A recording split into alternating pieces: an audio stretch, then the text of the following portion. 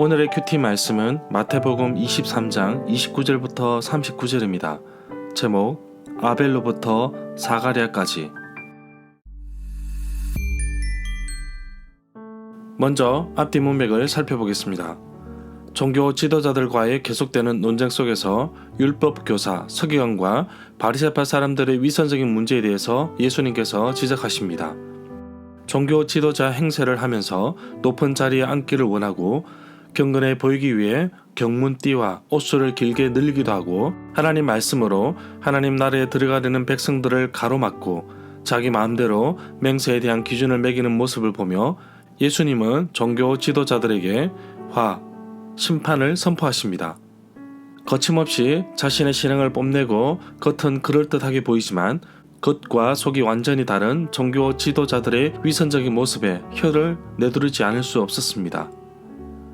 아담의 아들 아벨은 형 가인에게 죽임을 당했는데 구약 성경에서 처음으로 순교한 의인으로 표현되고 있습니다. 그리고 마지막 순교자를 사가랴로 본 것은 유대인들이 가지고 있는 성경은 역대하까지 있기 때문입니다. 역대하 24장 22절에 사가랴의 순교가 나옵니다. 문단을 나눠보겠습니다.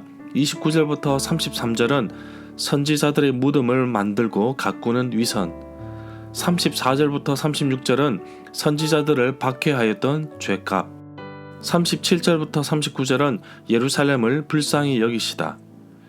29절에 보면 예수님은 율법학자, 서기관과 바리새파 사람들에게 화를 선포하시는데 7번째 화 선포입니다. 마지막 화 선포인데 이건 역시 무덤에 대한 이야기입니다. 선지자들의 무덤을 만들고 돌본다는 것은 반어법적으로 해석해야 한다고 합니다. 31절에 그 의미를 자세하게 풀어 두었습니다. 31절에 보면 예수님께서 율법학자와 바리새파 사람들에게 선지자들을 죽인 살인자들의 자손이라는 것을 스스로 증명하고 있다고 합니다. 예언자들의 무덤을 가꾸고 돌본다는 반어법적인 표현인데 선지자들을 죽인 일들을 계속해 나가고 있다고 해석할 수 있는 것입니다. 32절에 보면 지금 예수님은 종교 지도자들과 계속해서 논쟁을 하는 가운데 있습니다. 자꾸 돌아가면서 예수님께 고발하는 것처럼 공격해 오는데 이제는 예수님께서 직접 그들에게 요구하십니다. 32절 말씀처럼 그들은 자신도 선지자들을 죽인 사람들로 활동하여 그 악한 분량을 채우라고 요구합니다. 겉과 속이 완전히 다른 이들에게 일침을 한 것입니다. 34절부터 35절에 보면 이 단락은 누가복음 11장 49절부터 51절에도 나옵니다. 예수님께서 제자들을 보내실 때 마치 양을 늑대 가운데 보내는 것과 같다고 말씀하십니다. 또한 제자들에게 사람들을 삼가하라고 말씀하십니다. 그들은 공회에 넘겨 회당에서 채찍질할 것이라고 합니다. 그리스도교 서기관에 대해서는 마태복음 13장 52절에도 나옵니다.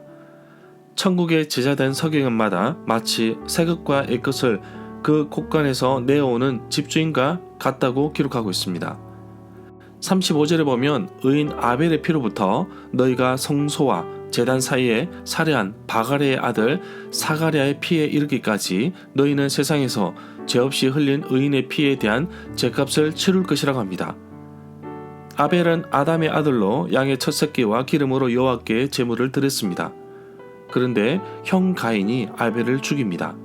이에 대해서 히브리서 11장 4절 상반절에 보면 믿음으로 아벨은 가인보다 더 나은 제사를 하나님께 드림으로 의로운 자라 하는 증거를 얻었다라고 말하고 있습니다.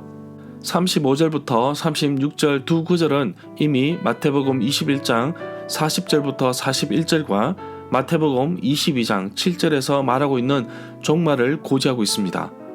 여기서 말하는 사가랴는 제사장 여호야다의 아들입니다. 역대하 24장 21절에 보면 스가랴의 아들 여호야다라고 나옵니다. 사가랴와 스가랴는 같은 이름을 가진 사람입니다. 그런데 바가랴의 아들은 유명한 예언자 스가랴입니다. 스가랴가 살해되었다는 보도는 어디에도 발견되지 않습니다. 정리하자면 바가랴의 아들은 구약성경 스가랴에 나오는 스가랴입니다. 스가랴 1장 1절에 나옵니다. 그리고 35절에서 살해당한 사람은 여호야다의 아들 스가랴입니다. 역대하 24장 20절부터 22절에 나옵니다. 누가복음에서는 바가레의 아들이라는 구절이 생략되어 있습니다. 보다 정확하게 설명한 구절은 누가복음 11장 51절입니다.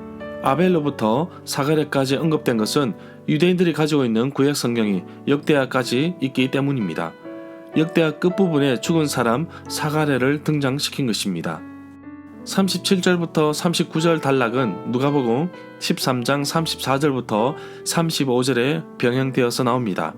날개 아래 품는다는 표현은 룻기 2장 12절에도 나옵니다.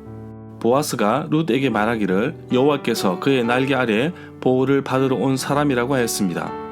예루살렘 도성을 두고 염려하셨는데 이것은 예루살렘의 미래를 두고 말씀하신 것으로 봅니다.